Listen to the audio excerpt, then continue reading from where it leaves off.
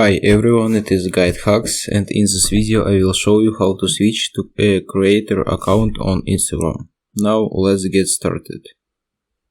To switch to a creator account on Instagram, we need to open the app and go to our profile page.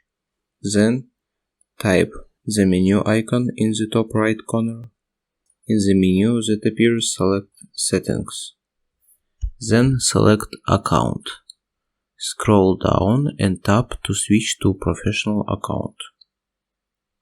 Tap Continue, Continue, Continue, and Continue. Then choose a category for your account. For example, I will use Education and tap on Done. This will help people find your account when they will be looking for that type of content. Just wait. It can take up to 30 seconds to finish this action. Now select Creator and then tap Next.